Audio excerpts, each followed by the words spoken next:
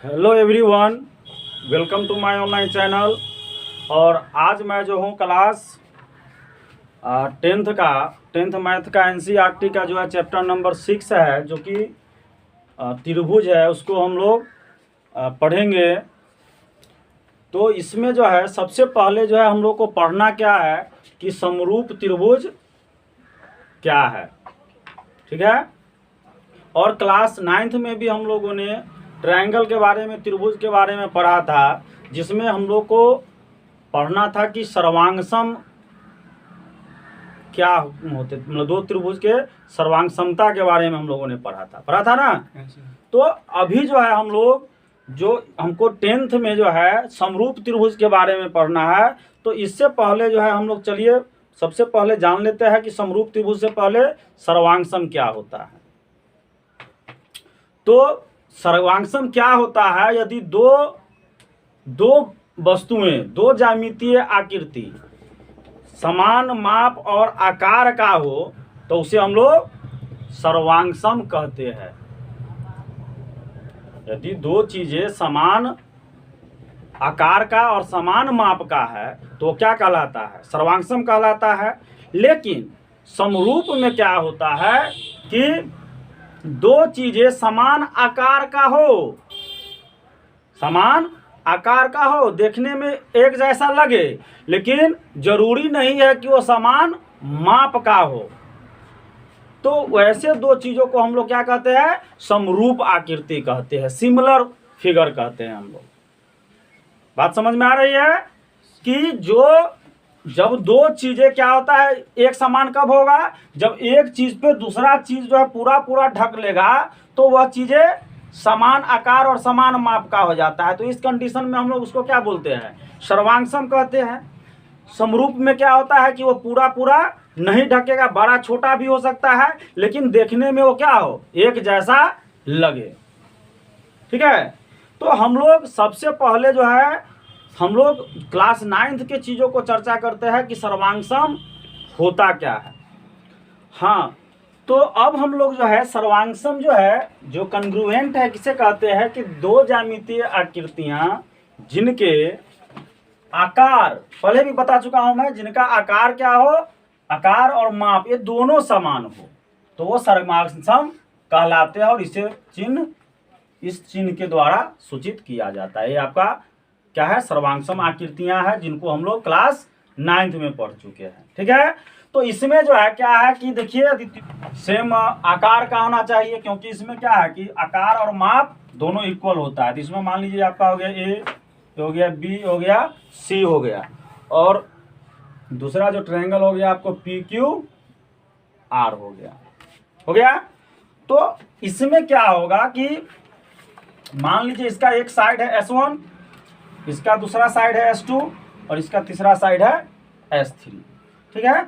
अब इसके एक S1 से इसका जो S1 इक्वल है, जो S2 जितना है इसका S2 इक्वल है, और S3 जितना है वो S3 इक्वल है। तो हम लोग जो है कि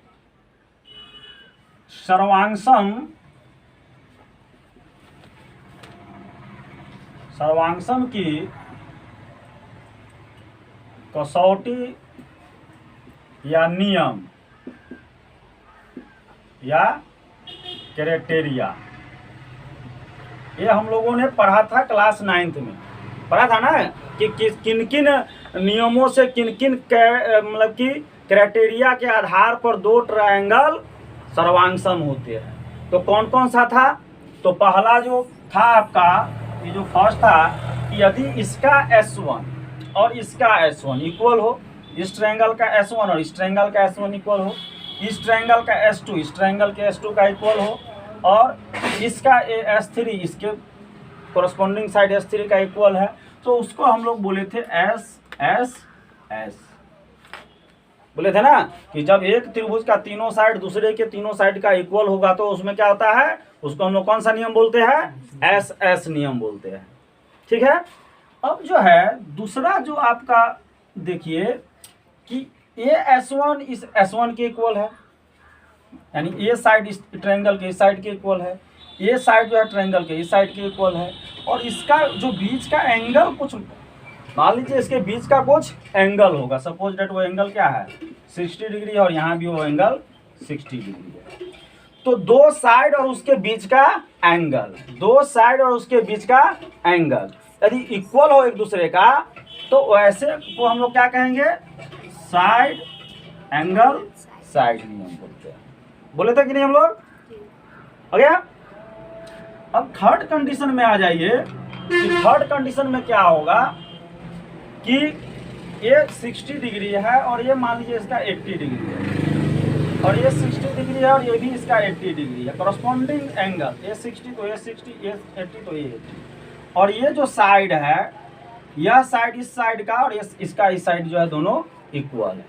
तो मतलब क्या देखा आपने, दो एंगल और एक साइड देखा ना, दो एंगल और एक साइड। तो इस नियम को क्या लिखेंगे हम लोग, ए एस ए लिखेंगे, ठीक है। और इसी ए एस ए मतलब ए एस ए और इसी को हम लोग क्या लिख सकते हैं, डबल ए एस, ये भी नियम हो सकता है, ए एस ए या डबल ए एस, दो एंगल एक तो साइड हो सकता है। ये इसके लिए आएगा। इसके लिए क्या है कि हम इसको एस एस ए नहीं लिख सकते हैं, इसको हम लोग एस एस ए नहीं लिख सकते। इसमें नियम है कि दोनों साइड में साइड हो और बीच का एंगल हो, ठीक है, दोनों साइड में साइड हो और बीच का एंगल इंक्लूड हो। तो इसलिए ये नियम एस ए एस हो गया। लेकिन इसमें क्या है कि दो एंगल और एक साइड आपका होना चाहिए। बात समझ में आ रहा हो? तो इसका हम लोग कौन सा कहेंगे, ए ए एस कहेंगे और इसको हम लोग एस ए भी बोल सकते हैं। ओके। अब जो है, जो आपका जो चौथा एक रूल था, आप लोग को मालूम है क्या, कौन सा था वो rule, R H S. Very good. तो वो जो है रूल था आर एच एस। तो आर एच एस किस पे वर्क करता है, यानी वो समकोण त्रिभुज पे काम करता है। आर एच एस करता है ना समकोण त्रिभुज पे, जिसका एक एंगल क्या होना चाहिए, 90 डिग्री का होना चाहिए। वो क्या हो जाता है, तो मान लीजिए 90 डिग्री का है तो ये इसका R1 है और ये राइट एंगल R2 है। ओके। और इसका जो एक साइड कौन सा है, S1 है और इसका भी एक साइड S1 इक्वल है। और ये आपका हाइपोटेनस होता है, तो इसका हाइपोटेनस H1 है और इसका हाइपोटेनस H2 है और ये दोनों इक्वल है। तो इसमें होता क्या है, यही तो इसका मतलब होता है कि R मीन्स हो गया राइट एंगल, जो कि इसका एक राइट एंगल और इसका एक राइट एंगल। H मीन्स क्या हो गया, हाइपोटेनस, इसका हाइपोटेनस और इसका हाइपोटेनस। और S माने हो गया कि इसका एक साइड और इसका एक साइड। ये यदि इक्वल होता है तो उसको हम लोग RHS क्राइटेरिया बोलते हैं। ये दो ट्रायंगल यानी कि ट्रायंगल ABC और ट्रायंगल PQR, यहाँ पे आप देख रहे हो ट्रायंगल ABC और PQR। तो इसमें मान लीजिए कि इसका जो AB है वो साइड AB इसका इक्वल किसका होगा, PQ का होगा, है ना। फिर जो है ये जो BC आपका है वो BC किसके इक्वल में होगा, तो BC इक्वल टू QR। और फिर आपका जो AC है वो AC जो है किसके इक्वल में होगा, PR के इक्वल में हो गया। तो यहाँ पे आपने क्या देखा कि इसका तीनों साइड के इक्वल है, यानी इट मीन्स क्या हो गया कि ट्रायंगल ABC, इसको हम लोग कॉन्ग्रुएंट बोलेंगे, यानी ट्रायंगल ABC क्या हुआ, कॉन्ग्रुएंट हुआ PQR का। तो कॉन्ग्रुएंट जब ट्रायंगल PQR का हो गया तो एक चीज़ हमने देखा था कि CPCT देखा था ना, इसमें एक रूल यूज होता है CPCT इसको क्या बोलते हैं हम लोग, corresponding part of congruent triangle. तो इस आधार पे क्या होता है कि जब साइड आपका इक्वल होता है तो क्या होता है, इसका करस्पॉन्डिंग जो साइड होता है एंगल भी क्या होगा, इक्वल हो जाएगा। यानी कि एंगल ए इक्वल टू इसका क्या हो जाएगा, एंगल P, एंगल इसका B इक्वल टू क्या हो जाएगा, एंगल Q, और एंगल C इक्वल टू क्या हो जाएगा, एंगल R। ये आपका कॉन्ग्रुएंस के बारे में हो गया, यानी सर्वांगसम के बारे में हो गया। अब जो है हम लोग को पढ़ना है इस क्लास 10th में वो समरूप के बारे में, सिमिलर फिगर के बारे में पढ़ना है। सो हम लोग चलिए अब जानते हैं कि समरूप आकृति होता क्या है। हाँ, तो चलिए अब हम लोग आते हैं समरूप यानी कि सिमिलर आकृतियों पे। ठीक है। तो पहले भी मैंने बता दिया है कि समरूप किसको बोलते हैं, जिसका आकार समान हो लेकिन माप समान हो, इसकी गारंटी नहीं हो। आकार समान हो, आकार समान हो मतलब कहने का मतलब कि जो देखने में एक जैसा लगे लेकिन वो बड़ा और छोटा हो सकता है, तो वो फिगर क्या होगा, समरूप कहलाएगा वो। जैसे आप यदि जाते हो फोटो खिंचवाने जाते हो स्टूडियो में, तो आप देखिएगा कि एक ही आदमी का फोटो जो है अनेक साइज का वह सजा के रखे रहता है ना। और एक छोटा वाला फोटो है, कहेगा इसको लेंगे तो आपको 60 रुपया पड़ेगा, इसको लोगे तो आप ये ऐसा फोटो लोगे तो 60 रुपया पड़ेगा, फिर ऐसा लोगे तो 80 रुपया पड़ेगा, ऐसा लोगे तो 100 रुपया लगेगा, ऐसा आपको स्टूडियो वाले बोलता है। लेकिन आप क्या उसमें देखते होंगे कि तीनों फिगर में एक ही चीज़ कॉमन होता है कि वही आदमी होता है, यानी फिगर क्या होता है, मतलब सेम होता है लेकिन आकार उसका बदला हुआ रहता है। तो उसको ऐसे फिगर को हम लोग क्या कहेंगे, ये कौन सा फिगर है, समरूप फिगर है, यानी सिमिलर फिगर है। ओके, बात समझ में आ रही होगी। तो समरूप में हम लोग यही जानेंगे कि आकार समान हो, देखने में एक जैसा लगे, आकार समान हो मतलब देखने में एक जैसा लगे लेकिन उसका जो है माप जो है वो समान नहीं हो। जब एक चीज को दूसरे चीज पर रखेंगे तो वह बड़ा या छोटा हो सकता है, लेकिन सर्वांगसम में क्या होता है, पूरा पूरा ढक लेता है, बड़ा नहीं और थोड़ा भी छोटा नहीं, वो क्या होता है, सर्वांगसम। लेकिन इसको एक दूसरे पर रखने पर बड़ा और छोटा नजर आए तो वह हो जाता है समरूप हो जाता है, उसी को हम लोग समरूप कहते हैं। जैसे आपने ये तीनों फिगर को देखा, ये समरूप है। तो बात समझ में आ गई होगी। तो मान लीजिए कि कोई दो लाइन है, एक लाइन ए है और एक लाइन ए है। एक लाइन आपका कौन सा है, ए बी है, और एक लाइन कौन सा है आपका, बी सी है। तो ये दोनों रेखाखंड जो है आपस में क्या हो सकता है, समरूप होगा ना। कैसे होगा, क्योंकि एक ही तरह है। इसको हम अरे जूम इन, किसी को जूम इन मतलब छोटा करना और जूम आउट बड़ा करना, मतलब उसको छोटा करेंगे तो वैसा आ जाए या बड़ा करे तो वैसा दिखे, दिमाग में सेट करना है। किसको जूम इन करेंगे, जूम आउट करेंगे और जूम इन करेंगे तो वैसा बनेगा कि नहीं बनेगा। ओके, तो इस तरह से जो है ये दोनों रेखाखंड क्या है, आपको सिमिलर है, यानी इसको हम लोग क्या लिखेंगे, ए बी सिमिलर है सी डी का, रेखाखंड ए बी सिमिलर है सी डी का। हो गया। तो ए बी सिमिलर है आपका सी डी का। इस तरह से दो सर्किल को हम लोग ले लेते हैं, एक ये सर्किल है और एक आपका इतना बड़ा सर्किल। अब ये दोनों सर्किल जो है समरूप होगा कि नहीं होगा, ये दोनों मतलब कि वृत्त जो है, ये दोनों वृत्त समरूप होंगे कि नहीं होंगे, क्या होगा, समरूप होंगे। क्यों, क्योंकि जब हम इसको बढ़ाएंगे तो बढ़ाते बढ़ाते इसका आकार का हो जाएगा, या जब इसको हम सिकुड़ाएंगे तो सिकुड़ा के हम ऐसा आकार ला सकते हैं। तो कोई भी त्रिज्या का यदि वृत्त है ना, मान लीजिए इसका त्रिज्या कितना है 3 सेंटीमीटर और इसका त्रिज्या 5 सेंटीमीटर, दोनों का त्रिज्या अलग अलग है। तो कोई भी त्रिज्या का वृत्त हम यदि बनाते हैं तो वह दोनों वृत्त आपस में क्या होगा, समरूप होगा। लेकिन ये सर्वांगसम होगा, सर्वांगसम होगा, ये नहीं होगा। तो इसको हम क्या बोलेंगे कि ये दोनों समरूप है। अब जो है स्टूडेंट्स, हम कुछ फिगर को देते हैं आप लोग को, और उस फिगर में आपको पता करना है कि कौन सा जो है दो फिगर इसमें समरूप है, एक समरूप है मतलब एक समान है। ठीक है। तो चलिए, मैंने एक आपको मैंने एक क्या दिया, ये एक आपको मैंने ये वर्ग दिया। ठीक है। ये वर्ग में क्या जानते हो कि सबका जो एंगल होता है कितना होता है, 90 डिग्री का होता है। ठीक है। और इसका सभी साइड जो है 2 2 2 2 का है। हो गया। फिर मैं दूसरा फिगर बनाता हूँ।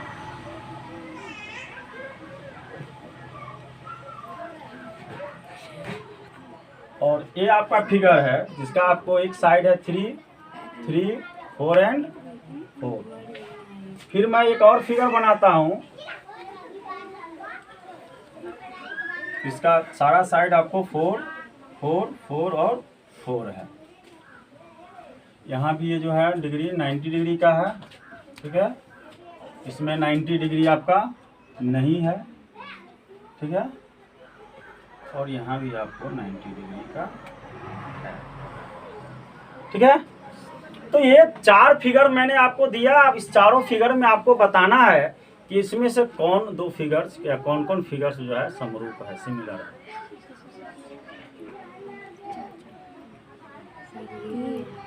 कौन सा है?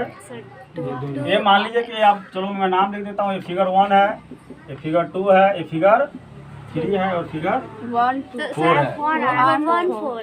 1 and 4 है, वेरी गुड। समझे? 1 and 4 है।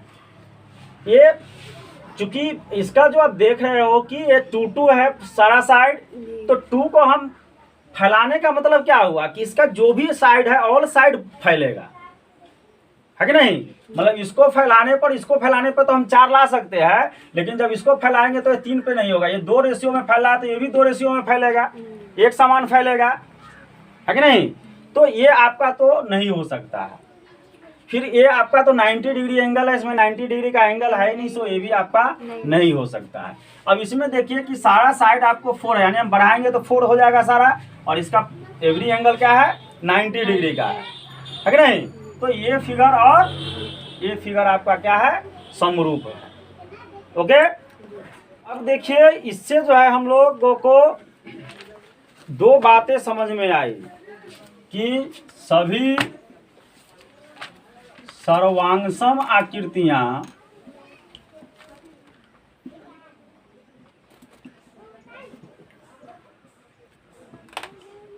समरूप होती है। जितने भी सर्वांगसम आकृतियां हैं वो क्या होते हैं? समरूप होते हैं। सर्वांगसम आकृतियां कहने का मतलब हमने बताया आपको कि 2 चीज सेम साइज का हो। जैसे ये ट्रायंगल है और ये भी ट्रायंगल, ये सेम साइज का है, तो ये सेम साइज का है तो सेम साइज वाला भी क्या होगा? समरूप होगा। ये यदि जब सर्वांगसम है तो क्या होगा? समरूप भी होगा, है कि नहीं। समरूप क्या कह रहा है कि ये कह रहा है कि भाई वो जो है उसका आकार समान हो, माप समान न हो, मतलब हो या न हो या न हो, मतलब माप समान भी हो सकता है या नहीं भी हो सकता, आकार एक जैसा होना चाहिए। तो यदि 2 फिगर जो है एक जैसा है और ये जब एक जैसा है तो क्या होता है? सर्वांगसम होता है। तो सर्वांगसम होता है तो वह समरूप भी होगा। तो क्या होगा? समरूप भी होगा।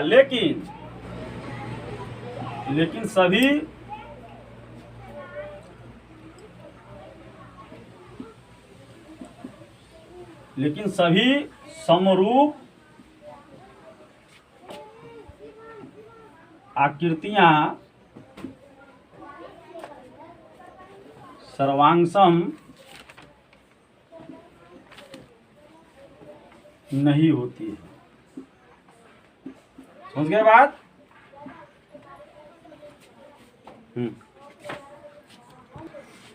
अब जो है हम लोग जानते हैं कि 2 बहुभुज समरूप होते हैं। बहुभुज मीन्स क्या होता है? जो 3 या 3 से अधिक रेखाखंडों से मिलकर जो बंद आकृति होती है, यानी त्रिभुज भी क्या है? एक बहुभुज ही है। तो हमको यहाँ त्रिभुज के बारे में पढ़ना है, तो त्रिभुज भी एक बहुभुज है, सो ये लागू हो जाता है, त्रिभुज पे भी लागू हो जाता है, ठीक है। तो 2 बहुभुज समरूप होते हैं यदि, कब समरूप होगा? यदि उनके संगत कोण समान हो, ठीक है। दो बहुभुज का यदि संगत कोण समान हो तथा उनकी संगत भुजाएं समान अनुपात में हो तो वह दोनों बहुभुज क्या कहलाएगा? समरूप कहलाएगा। कंडीशन क्या है? ये दोनों कंडीशन है कि उसका संगत कोण बराबर होना चाहिए और उनकी संगत भुजाएं समान अनुपात में होना चाहिए, ठीक है। तो अब जो है मान लीजिए कि जैसे हम लोग ये क्या है? बहुभुज ABCD और PQRS, 2 आपका बहुभुज हो गया ना। अब उसमें हम लोग क्या है, उसका जो संगत भुजा हम लोग लेते हैं क्या है? वो मान लीजिए कि लेते हैं AB, नीचे वाला लेते हैं तो इसका भी नीचे वाला लेंगे, तो AB बाई PQ। तो AB बाई PQ कीजिए। सबसे पहले तो इसको छोड़िए, हम लोग एंगल को देखते हैं, क्योंकि यहाँ लिखा हुआ है कि उनके संगत कोण समान हो, ठीक है। तो संगत कोण में यानी कि आप देख रहे हैं कि कोण इसका जो ए है वह इसका कोण किसके बराबर है, पी के बराबर है, जो कितना का माप है 105 डिग्री। दूसरा देखिए ये जो कोण इसका बी है तो इसके कोण किसके बराबर है, कोण क्यू के बराबर है, जो कितना है 100 डिग्री है। फिर जो इसका कोण जो सी है वह इसके किस कोण के बराबर होगा, आर के इक्वल में होगा, जो कितना है 70 डिग्री। और फिर जो कोण इसका डी है वह इक्वल होगा किसका, कोण एस का, जो कितना है 85 डिग्री। तो आपने देखा कि इसका जो भी कोण है इसके संगत कोण के क्या है, बराबर में, देखा ना। तो पहला जो क्या कहता है उनके संगत कोण समान हो, तो ये फुलफिल हो गया। तो यानी ये क्या चीज है, क्या बोलेंगे इसको हम लोग, समान कोण बोलेंगे। अब हम लोग भुजा के अनुपात में आते हैं। तो भुजा का अनुपात जो इसका भुजा क्या है, ए बी है, तो इसका संगत भुजा क्या लेंगे, पी क्यू। तो A B by P Q. A B का मान कितना है 1.5 cm यानी 1.5, और इसका वैल्यू कितना है 3, तो 1/3 दशमलव हटाओगे तो यहाँ पे 0, कितना हो गया 1/2 हो गया। फिर आप क्या लेंगे, ए बी है तो बी सी हो जाएगा, तो बी सी बाई इसका क्या हो जाएगा, ये बी सी ये लिए तो इसका ये हो जाएगा क्यू आर। फिर हम लोग इसका क्या लेंगे, सी डी, तो सी डी लेंगे तो इसका क्या हो जाएगा आर एस, और इसका क्या है ये ए डी लेंगे, दिख रहा है ए डी। और ए डी जो है इसका जो है कि क्या चीज का है, पी एस के, हो गया। सो अब बीसी का वैल्यू देखो, बीसी कितना है 2.5, और इसका क्यू आर कितना है 5। फिर आप देखिए इसका जो है सी डी कितना है 2.4, और ये क्या है 4.8 है।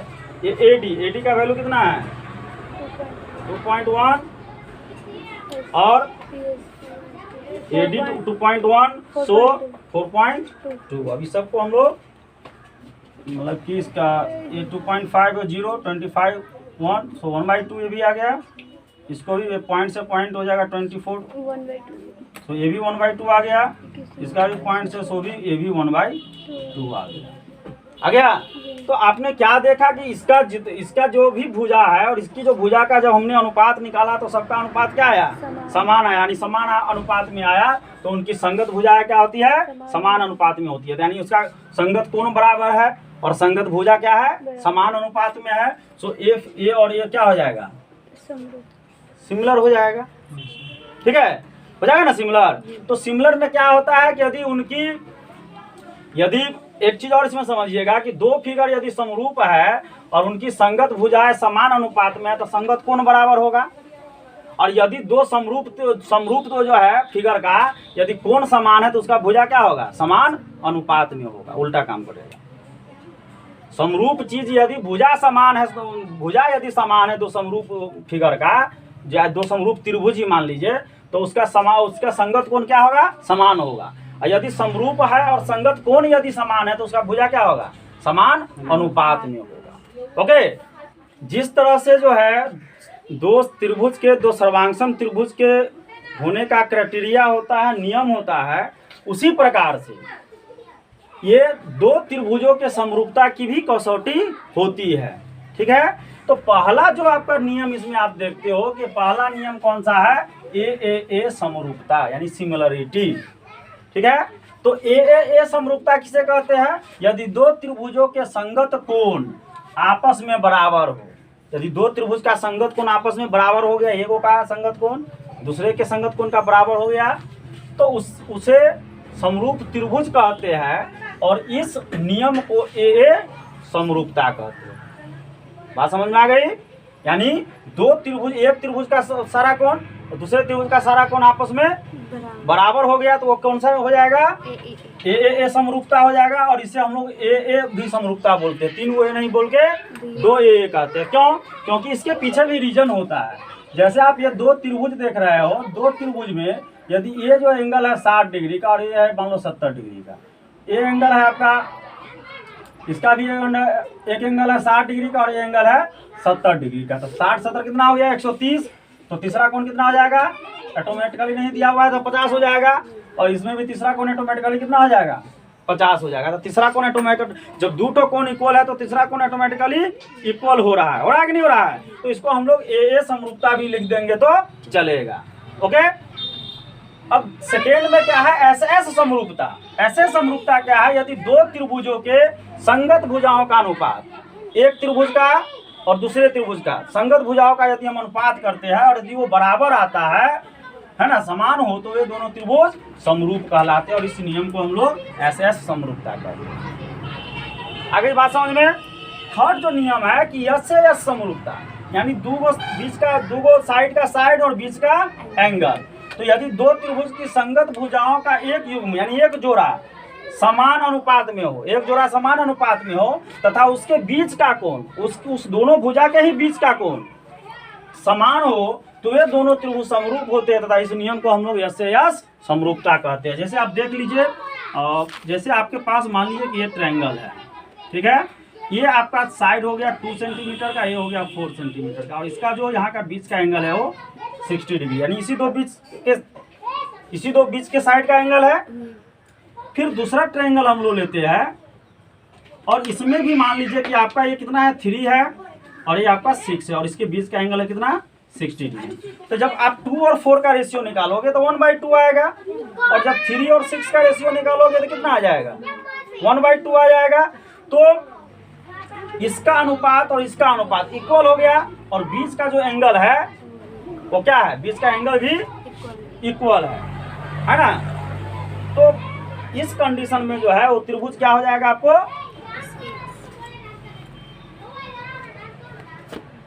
तो इस कंडीशन में जो है ये दोनों त्रिभुज आपका क्या हो जाएगा, मतलब समरूप हो जाएगा। तो ये आपका 3 ठो नियम था समरूपता का, समरूप होने का। और त्रिभुज को समरूप हम लोग क्यों करते हैं, इसको जान जाइए कि यदि किसी भी नियम से कोई त्रिभुज समरूप होगा तो दो ही चीज होगा। यदि भुजा से समरूप होगा तो उसका संगत भुजा क्या होगा, समान अनुपात में होगा, है कि नहीं, और संगत कोण क्या होगा, बराबर। क्यों समरूप हम लोग करते हैं, तो भुजाओं को समान अनुपात में लाने के लिए और संगत कोण को बराबर करने। ठीक है, थैंक्स फॉर वाचिंग।